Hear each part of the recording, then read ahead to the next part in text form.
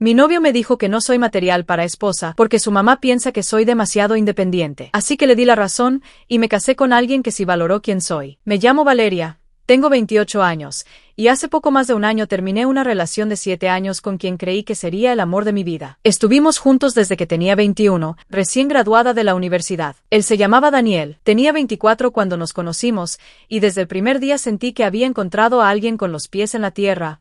Alguien estable. Daniel venía de una familia que podría definirse como tradicional. Sus padres llevaban más de 3 décadas casados. Su madre fue ama de casa hasta que sus hijas crecieron y después comenzó a trabajar medio tiempo en una oficina parroquial. Su padre, un hombre de rutina, había trabajado toda su vida en banca. Vivían en la misma casa desde que se casaron y tenían 2 hijas, ambas ya casadas y con hijos antes de cumplir los 25. Yo, en cambio, crecí en una familia que no encajaba con ese molde. Mis padres se divorciaron cuando yo tenía 16. Mi mamá trabajaba jornadas dobles para sacarnos adelante a mi hermano y a mí. Mi papá se fue a vivir a otro estado y, desde entonces, apenas lo veo una vez al año. Las reuniones familiares, las oraciones antes de cenar o las vacaciones con toda la familia eran ajenas a mi realidad. Cuando conocí a Daniel, vivía en un pequeño estudio con mi compañera de universidad. Salía los fines de semana, me gustaba conocer gente, probar cosas nuevas. Él era lo opuesto. Tenía un buen empleo, su propio departamento, metas claras. Esa diferencia me atrajo, como si su estabilidad compensara mis vacíos. Empezamos a salir, y a los 2 meses ya éramos exclusivos. Al tercer mes, dormía más tiempo en su casa que en la mía. Para nuestro primer aniversario, prácticamente vivíamos juntos. Me mudé oficialmente después de 2 años, y durante ese tiempo me apoyó en todo. Cuando decidí cambiar de empleo, me ayudó a practicar entrevistas. Cuando pedí un aumento, él me asesoró. Incluso me animó a estudiar una maestría a medio tiempo. Conocimos el mundo juntos. Viajamos, asistimos a conciertos, probamos restaurantes, hicimos amigos. Yo le presenté a los míos, él me presentó a los suyos y a su familia. Su madre era dulce, su padre cordial, y sus hermanas parecían aceptarme. Me invitaban a los cumpleaños de sus hijos, a las cenas navideñas, y todo parecía ir bien. Pero poco a poco, comenzaron a surgir pequeños comentarios que me incomodaban. Una vez, su mamá me dijo con una sonrisa que tenía un trabajo interesante para una mujer tan joven. Otra vez, su papá me preguntó si seguiría trabajando después de casarme, como si eso fuese una decisión de Daniel, no mía. Y sus hermanas siempre hablaban de embarazos y pañales, lanzándome miradas discretas como si esperaran que yo anunciara algo. Daniel también hacía comentarios extraños. Cuando un colega se comprometió tras 3 años de relación, dijo que era demasiado pronto. Cuando su hermana quedó embarazada por tercera vez, comentó que iban demasiado rápido, siempre cuestionando los tiempos de los demás, como si nadie supiera vivir mejor que él. Hace un año, cuando yo tenía 27, el tema del matrimonio empezó a pesarme más. Muchos de nuestros amigos ya estaban casados o comprometidos. Yo comenzaba a pensar en tener hijos antes de los 30. Así que lo enfrenté. Le dije que lo amaba, que quería pasar mi vida con él y que deseaba saber si él sentía lo mismo. Daniel me miró en silencio. Luego dijo que me amaba, pero que no estaba listo para casarse. Le pregunté qué necesitaba para estarlo. Respondió que quería estar más establecido. Me pareció ridículo. Hacía 6 meses había sido ascendido y ganaba más que nunca. Insistí, ¿era por dinero? ¿Por el momento? ¿Por mí? Su incomodidad se volvió tangible. Me dijo que no era por ninguna de esas cosas, simplemente no se sentía listo. Le pregunté entonces cuándo lo estaría. No supo responder. 2 semanas después, volví al tema. Le dije que necesitaba saber si compartíamos el mismo futuro. No era presión, era honestidad. Entonces me soltó la verdad, que sí quería casarse, pero que no sabía si conmigo, que yo era increíble como novia, pero no estaba seguro de si era esposa material. Al principio no entendí. ¿Qué significaba eso? No soy esposa material, ¿por qué? Me dijo que yo era divertida, sociable, cariñosa, pero que no eran esas las cualidades que buscaba para formar una familia. Me dijo que salía demasiado, que hablaba con demasiada soltura de temas personales, que no mostraba suficiente seriedad en algunos contextos, que no era el tipo de mujer que su familia imaginaba para él. Y aunque al principio lo negaba, terminé entendiendo que lo que realmente quería decir es que no era la esposa que su madre deseaba. Intenté argumentar. Le recordé todas las veces que cociné para sus padres, que decoré la casa en Navidad, que acompañé a su sobrina al parque, que ayudé a su mamá a preparar cenas. Le dije que si quería formar una familia, que estaba dispuesta a ser flexible con mi carrera para criar hijos, que adoraba compartir mi vida con él. Pero Daniel fue tajante. No es lo que haces, es quien eres. No es lo que haces, es quien eres. Esa frase quedó dando vueltas en mi cabeza por días. ¿Quién se creía que era para decirme algo así después de 7 años de relación? ¿No me conocía desde el principio? ¿Acaso no había sido yo misma todo ese tiempo? ¿Y ahora me venía con que no encajaba con su idea de esposa? Le pedí ejemplos. Quería saber exactamente qué parte de mi personalidad era tan incompatible con su visión de futuro. Me dijo que hablaba demasiado abiertamente de nuestra relación con mis amigas, que era muy efusiva en público, que a veces me vestía de forma provocativa, que bebía más de la cuenta en reuniones, que era demasiado espontánea. Me quedé helada. Todo eso que él mencionaba con desdén eran cosas que él solía amar. La forma en la que podía entrar en una conversación con extraños, mi risa escandalosa, lo cariñosa que era con él incluso en la calle, la confianza con la que usaba lo que me gustaba sin pedir permiso. Todo eso, que durante años había celebrado, ahora era un problema. Ahora era demasiado. Le pregunté por qué entonces había seguido conmigo todo este tiempo. Me miró con ternura, como si me hiciera un favor. Me dijo que me amaba y que le encantaba estar conmigo, pero que el amor no era suficiente para el matrimonio, que casarse era construir una vida con valores compartidos, y que no estaba seguro de que yo tuviera los que él necesitaba. Después de esa conversación, las cosas cambiaron. Seguíamos compartiendo el mismo techo, pero nos tratábamos como compañeros de piso. Dormía en el cuarto de invitados y evitábamos las conversaciones profundas. Nos comportábamos como si estuviéramos bien, pero el silencio lo decía todo. Yo sabía que si no actuaba pronto, nuestra relación simplemente se evaporaría. Unos días después, decidí que merecía una última oportunidad, una conversación sincera. Si aún había algo que salvar, lo descubriríamos. Daniel aceptó hablar, y me dijo que había estado pensando. Me ilusioné. Tal vez había entendido algo, tal vez estaba listo para dar el paso. Pero no, me dijo que había hablado con sus padres, que su madre tenía preocupaciones sobre mí desde el principio, que su padre pensaba que yo era buena persona, pero tal vez no lista para el matrimonio. Yo estaba perpleja, desde cuando su familia me juzgaba en secreto. ¿Y por qué él apenas me lo estaba contando? Daniel explicó que su madre pensaba que yo era demasiado enfocada en mi carrera, que no sería feliz estableciéndome, que era muy independiente, que yo no parecía interesada en formar parte de su familia. Su padre, por su parte, creía que yo debía madurar más, que necesitaba entender mejor lo que significaba formar un hogar. Me quedé sin palabras. Durante 7 años hice esfuerzos genuinos por acercarme a ellos. Nunca tuve un solo conflicto con su madre, siempre fui amable, atenta. Y ahora resulta que todas esas cenas, esas visitas a su casa, esas navidades, no significaban nada, porque para ellos, yo no era como las otras mujeres de la familia. Entonces Daniel me dijo que tenía una propuesta, que podríamos trabajar en algunos compromisos, que podía empezar a ir a la iglesia con ellos, aprender las recetas de su mamá, vestir más recatadamente, manejar mejor nuestras finanzas juntos, que tal vez así, todos estaríamos más seguros sobre nuestro futuro. Y yo, acepté. En ese momento, una parte de mí aún creía que si me esforzaba lo suficiente, si me adaptaba, si demostraba que estaba dispuesta a construir una vida en común, tal vez todo valdría la pena.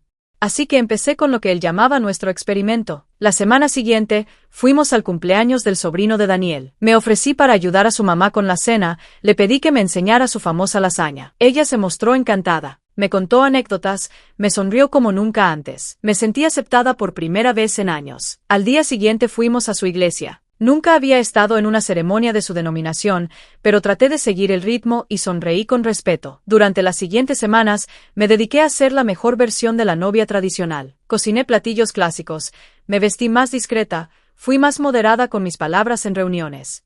Empecé a leer libros sobre planificación financiera y le propuse a Daniel que hiciéramos un plan a largo plazo. Él estaba feliz. Volvimos a dormir juntos. Era más cariñoso. Me decía cosas como así es como me imagino mi vida contigo. Me elogiaba por todo. Me sentía apreciada, pero no del todo yo misma. Algo no encajaba.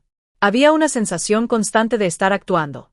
3 semanas después, la hermana de Daniel organizó una cena. Invitó a varios amigos de la familia.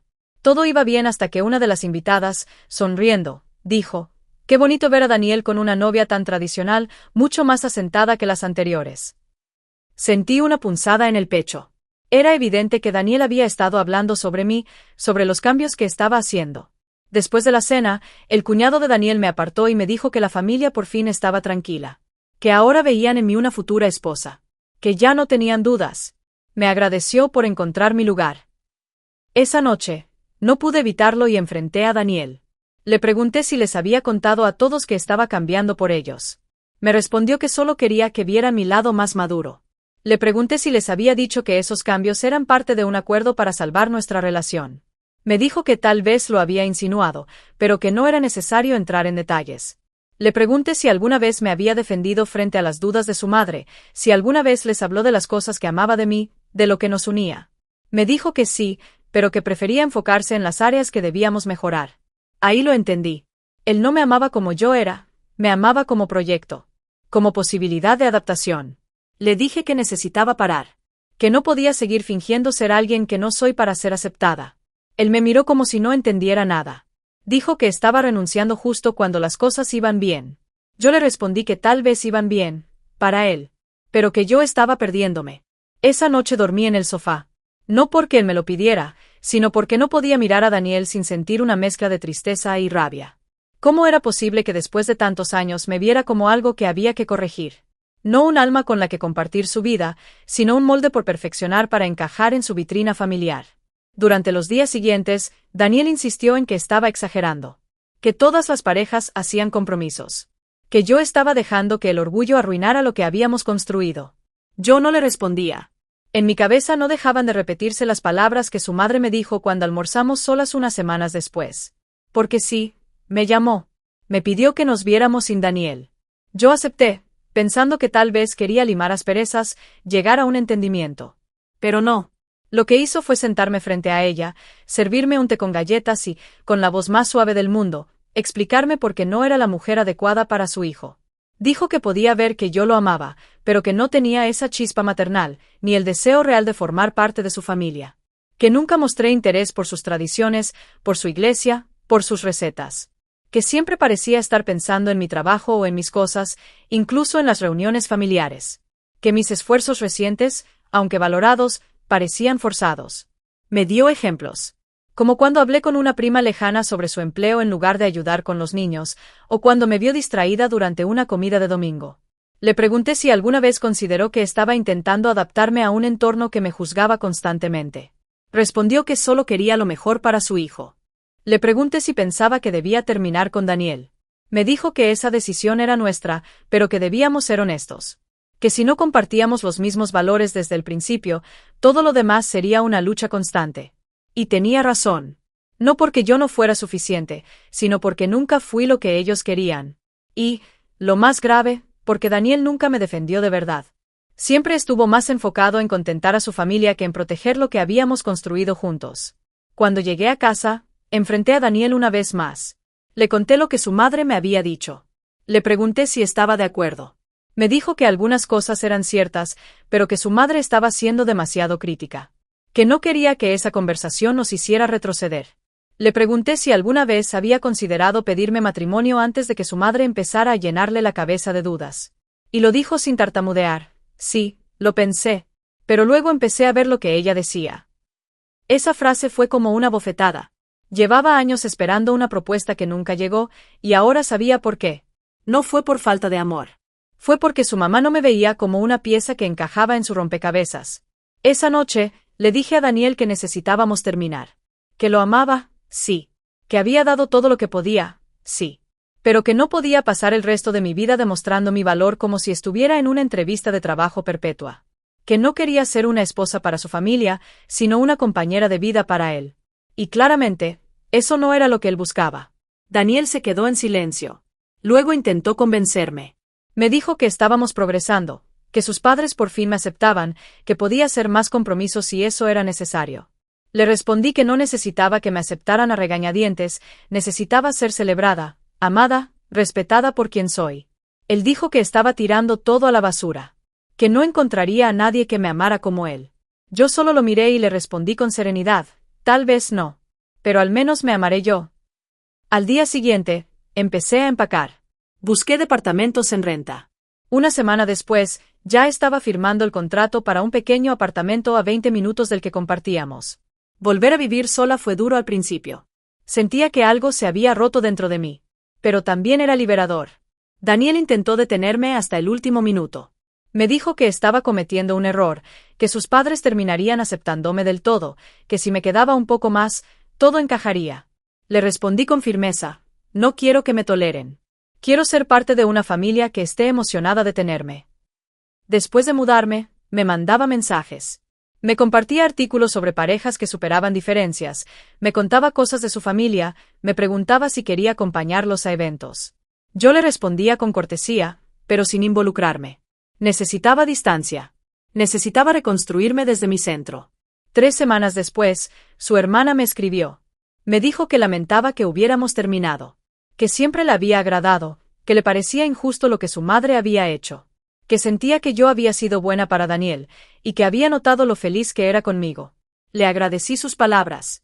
Le pregunté por qué nunca se lo dijo a su madre. Me respondió que lo intentó, pero que ella solo quería lo mejor para su hijo. Lo irónico es que mientras yo me adaptaba, nadie esperaba que Daniel cambiara nada. Todo el peso de la adaptación estaba sobre mis hombros. Yo debía cambiar, yo debía encajar, yo debía justificar mi valor. Él solo debía sentarse a esperar a que yo me transformara en lo que se esperaba de mí. 2 semanas más tarde, Daniel me llamó y me pidió vernos. Acepté. Nos sentamos en una cafetería. Me miró a los ojos y me dijo que quería que volviéramos. Que estaba listo para proponerme matrimonio. Me quedé inmóvil. Daniel me miró con esa mezcla de nostalgia y urgencia que usan los hombres cuando ya es demasiado tarde. Me dijo que me extrañaba, que se había dado cuenta de que estaba sobreanalizando todo. Que me amaba, y que ahora sí estaba listo. Que incluso podríamos casarnos en las próximas semanas si yo aceptaba. Me quedé callada unos segundos. No porque no supiera qué decir, sino porque me invadió una paz extraña. Ya no sentía rabia, ni tristeza, ni ilusión.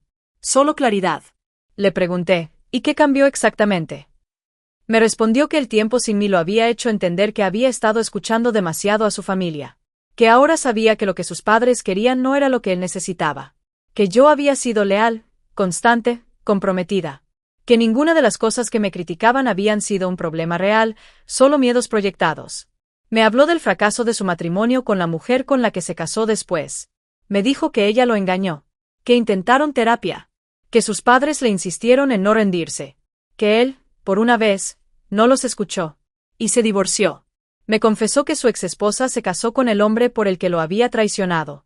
Y que, aunque sus padres aún la adoraban, él se sintió traicionado por todos. Entonces, intentó darme un giro de película. Dijo que había aprendido su lección. Que esta vez quería elegir con el corazón, no con las expectativas familiares. Que si todavía quedaba algo de lo nuestro, estaba dispuesto a reconstruirlo. Yo lo escuché sin interrumpir. Y luego le respondí con una sonrisa suave. Daniel, me alegra que hayas aprendido todo eso. De verdad. Pero ya no soy la mujer que esperó 7 años para que te decidieras. Hace 1 año, me casé. Vi cómo su rostro se transformaba. Primero incredulidad, luego decepción, luego algo parecido al dolor. ¿Te casaste? Me dijo con la voz apagada. Sí, le respondí sin rodeos. Con alguien que me quiso desde el principio. Que no necesitó que cambiara para ser digna de amor. Que me defendió incluso de su propia familia si fue necesario. Él se quedó mirando su café, como si esperara que la taza le ofreciera otra oportunidad. Luego dijo que me iba a arrepentir. Que nadie me amaría tanto como él. Le dije que esa era precisamente la diferencia. Que el amor no es solo sentimiento, es acción. Y que durante 7 años, él tuvo muchas oportunidades para demostrar que me amaba tal y como era, y no lo hizo. Me levanté, le agradecí por la charla y me fui. No he vuelto a saber de él desde entonces. Lo bloqueé porque sabía que no tenía sentido seguir en contacto. Porque por más que duela, cerrar un capítulo también es un acto de amor propio. Y lo que vino después fue maravilloso. El proceso de reconstruirme me llevó a descubrir a alguien nuevo, yo misma. Me enfoqué en mi carrera, me rodeé de amigos que me valoran, viajé, aprendí a estar sola sin sentirme incompleta. Y entonces, conocí a Luis. Un hombre diferente. Luis no me juzgó por hablar fuerte, por vestirme como me gusta, por decir lo que pienso. No me pidió que fuera otra. Me celebró tal como soy. Llevamos casados casi 1 año. Y, por primera vez, me siento en casa. Hace poco, la hermana de Daniel me volvió a escribir. Me dijo que él está saliendo con alguien nueva. Una mujer de su iglesia. Que sus padres están encantados con ella. Que por fin sienten que encontró a la adecuada. Yo no sentí nada. Ni celos, ni rabia, ni alivio. Solo la confirmación de que tomé la decisión correcta. Porque uno no debe vivir intentando ganar la aprobación de quienes no lo ven con claridad. Y porque el amor que uno merece no llega cuando cambias para encajar, sino cuando eres tú mismo, y aún así, alguien decide quedarse. Ahora, cuando pienso en esos 7 años, No los veo como una pérdida. Los veo como el camino que tuve que recorrer para encontrarme. Para entender que nadie tiene derecho a decir que no eres suficiente para ser esposa, madre o compañera de vida. Y si me estás escuchando, y alguna vez te sentiste inadecuada porque alguien te hizo creer que debías cambiar para ser amada, te lo digo con toda mi alma, no cambies tu esencia por nadie. Porque la persona correcta no te va a pedir que encajes en su molde, va a construir contigo algo nuevo. Yo perdoné a Daniel. No en su cara, ni con palabras. Lo perdoné en silencio, en paz. Porque entendí que él solo fue un producto más de una familia que priorizaba la imagen sobre la conexión. Porque sus dudas, en el fondo, eran suyas, no mías. Y porque cargar con ese resentimiento era como beber veneno esperando que el otro muera. Hoy amo más fuerte. Con menos miedo. Con más libertad. Y aunque no vivo con la familia de Luis, ellos me abrieron los brazos desde el primer día. No porque yo encajara, sino porque su hijo era feliz conmigo. Y eso bastaba. ¿Y tú? ¿Alguna vez tuviste que dejar de ser quien eras para agradarle a la familia de tu pareja? ¿Alguna vez te sentiste como si fueras un proyecto que alguien quería corregir? ¿Qué hiciste? ¿Te quedaste intentando encajar o elegiste ser libre? Porque a veces, la forma más grande de amor es dejar ir.